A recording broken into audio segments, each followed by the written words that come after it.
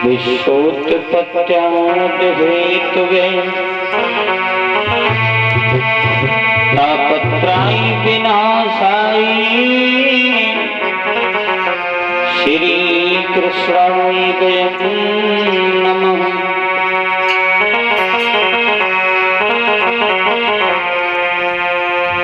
ओम सर्वमंगल मांगल्ये शिवे सर्वार्थ साधिके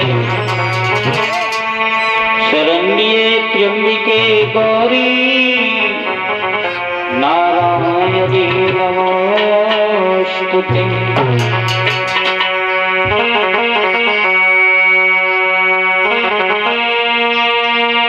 मात मनाऊं सरस्वती करह कंठ पे वास, आस तुम्हारी में जिए माँ तेर तो है तेरे रास। तो प्रेम की बांसुरी बजती है वो मुरली धर कन्हैया की, करूं तारीफ मुरली की या मुरलीधर कन्हैया की। तो श्री यमुना के पार पे और ठाड़े नंद किशोर और झिलमिल रहे सुती कांबर के छोर। बोलिए वृंदावन बिहारी लाल की। समस्त श्रोता बंधु, दूर दूर से पधारे हमारे क्षेत्र के सभी महानुभाव, आदर के बुजुर्ग, प्यार करने को बच्चों, सीता अनुसुईया सावित्री जैसी पवित्र भूखंड पर बनने वाली हमारी मातृशक्ति संत भगवानगढ़ चंपानंद महाराज जी को नमन करते हुए देखेंगे आज की पवित्रमयी कथा में। जो आपके पावन गांव नगला आसा में जो श्रीमद् भागवत कथा का आख्यान चल रहा है, उस कथा में आज विराम लगेगी। भगवान की नाना प्रकार की लीलाओं के साथ साथ सुदामा चरित्र और परीक्षित मोक्ष तक की कथाएं आप लोग आज श्रवण करेंगे। देखते हैं दो शब्द भगवान के चरणों में और उसके बाद आगे।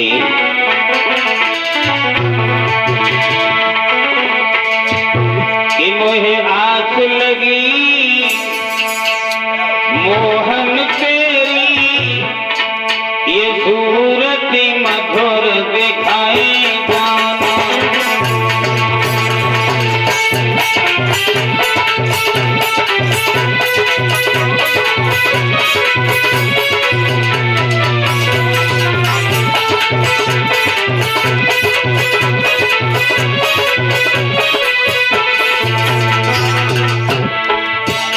कन्हैया मोए आँख लगी मोहन के, ये सूरत मधुर दिखाई जाना। ओ वृंदावन के बसुरिया इस ब्रज में फिर से आई जाना।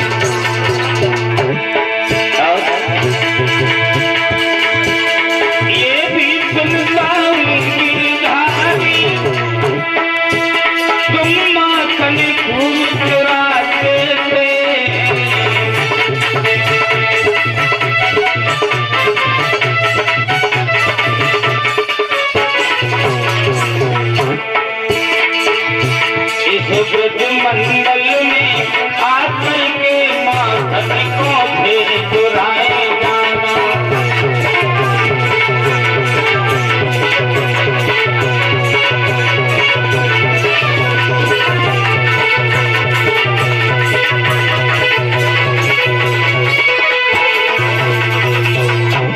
कन्हैया तीनों के दयाला नंदलाला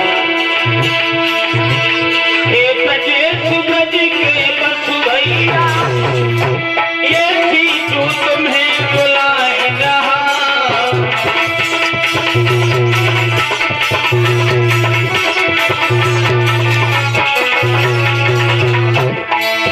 नंदला आसामी आकर के मेरी कथा पूर्ण कराई जाना।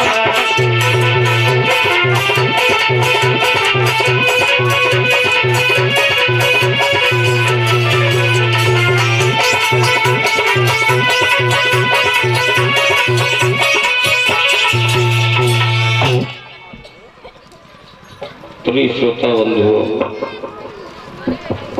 श्री हरि हरि गंगा मैया के किनारे बैठे व्यास नंदन श्री सुखदेव जी महाराज अभिमन्यु पुत्र परीक्षित को कथा श्रवण करवा रहे हैं और कह रहे हैं कि हे राजन परीक्षित,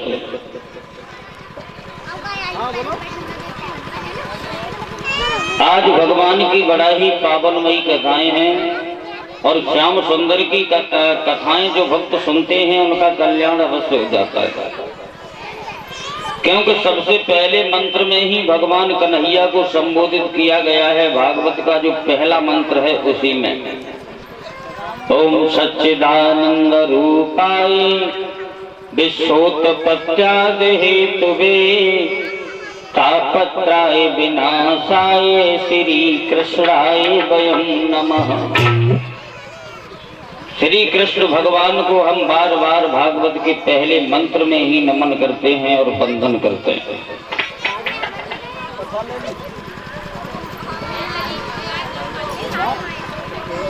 कल आप लोगों ने श्रवण किया था कि भगवान कन्हैया ने मथुरा नगरिया में जाकर के भोजराज कंस का वध किया, यमुना जी के किनारे ले जा करके उनका अंतिम संस्कार करवाया, दोनों मामियों को धीरज बंधाया, उग्रसेन का पुनः राज्य तलक किया। प्रेम की हिरणियां सब रोती रही, वर्षों का वायदा करके भगवान चले गए, वर्षों व्यतीत हो गई लेकिन वर्षों तक लौट करके नहीं आए। श्याम सुंदर भी बिलख रहे लेकिन लौट करके ब्रज में नहीं गए। जब गए तो जाकर के द्वारिका नगरी में सब यादव लोग सुंदर सुंदर महलों को बना करके रहने लगे, द्वारिका का निर्माण किया। और जब द्वारिका में रहने लगे तो भगवान कन्हैया के बड़े भैया बलराम की शादी रेवतक की लड़की रेवती के साथ में होती है। जिस रेवती की लंबाई 21 हाथ की बताई जाती है। और जैसी शादी हो के आई सही भगवान कन्हैया बोले बाजी बा भैया तो ठग गो, भाभी बहुत लंबी है। मन में विचार कर रहे हैं कन्हैया अरे कैसे गुजर होई भैया की इतनी लंबी गरवाई पे, क्या प्यारी बबद हमारी पे।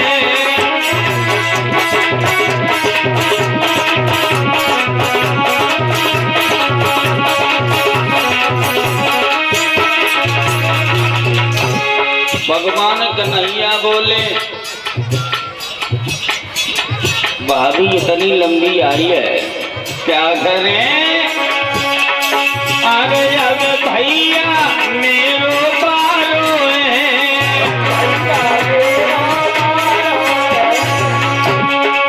और भाभी ने बादल फाड़ो है।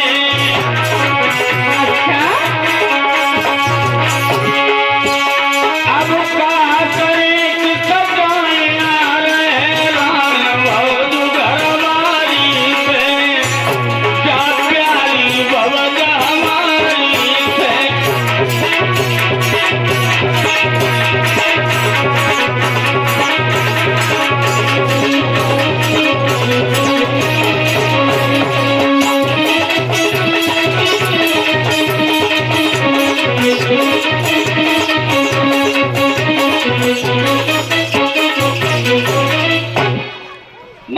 विचार किया। क्या करें, भाभी बहुत लंबी है और ये प्रमाण मिला है कि सतयुग में पैदा भई रेवती, त्रेता निकल गो और द्वापर निकल गो। द्वापर में जाएंगे तब भगवान कन्हैया के बड़े भैया बलराम के साथ में शादी भई। और ये प्रमाण और मिलता है, जब ज्यादा लंबाई देखी तो मुगदल की ठोंक लगा करके बलराम ने अपने बराबर की कर ली। शंका है, जब बताओ जब ठोंकी नहीं तब मरी ना, शंका हर एक प्रश्न पे है। अगर शंका की जाए तो हर एक जगह कथाओं में शंका है। अब देखते हैं भगवान कन्हैया की शादी कब, कहां से और कैसे हुई। एक विद्वान ये बताता है श्याम सुंदर की पहली शादी भगवान कन्हैया के साथ में और राधा के साथ हुई भांडीर वन में, जो ब्रह्मा जी ने करवाई थी। एक विद्वान ये प्रमाण देता है कि राधा के साथ में शादी अगर हुई है तो जसोदा मैया ने अपने घर पे कन्हैया और राधा की शादी की। वहीं एक विद्वान इन दोनों विद्वान की बात को नकारता हुआ कहता है कि राधा के साथ में कन्हैया की कभी शादी नहीं हुई।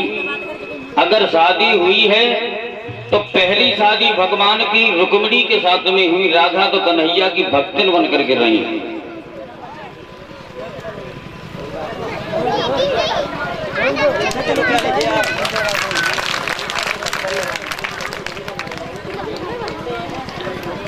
और ये अभी यादव राजकुमार जी के सुपुत्र हैं। इनकी तरफ से हमारे गले में ये नोटों का हार आ रहा है। भगवान दीर्घायु प्रदान करते रहें और समाज में सम्मान मिलता रहे।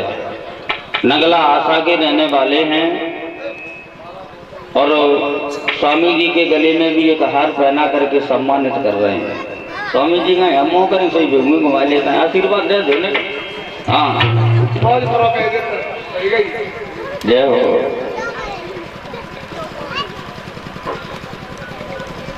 भगवान कन्हैया की पहली शादी रुक्मिणी के साथ में बताई, तो रुक्मिणी के साथ में कैसे हुई आइए देखते हैं। विदर्भ देश में जहां यूपी और एमपी का हिस्सा लगा करता था, यहीं एक गांव बसा हुआ था जिस गांव का नाम था कुंदनपुर, जिसे आज हम लोग कुदरकोट के नाम से जानते हैं। जिस कुंदनपुर में एक भीष्मक नाम के राजा राज्य किया करते थे। कैसे थे वो राजा? कुंदनपुर में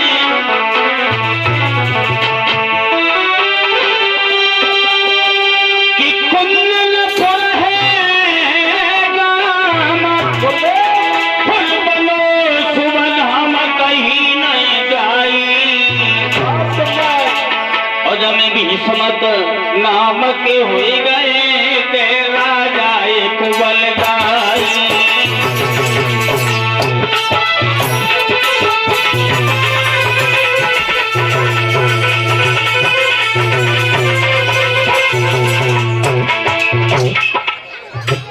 कुंदनपुर में एक भीष्मक नाम के राजा हुए। कैसे हैं वो राजा भीष्मक? पुत्र समान जो तो है दाना, तुझे न तो भाई तुझे न तो भाई।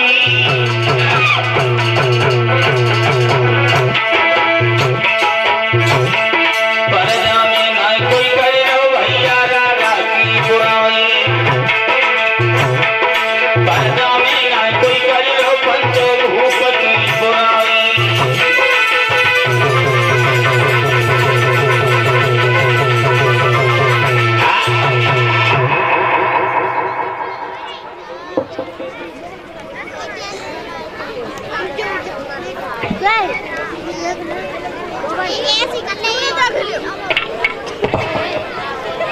मेरे भैया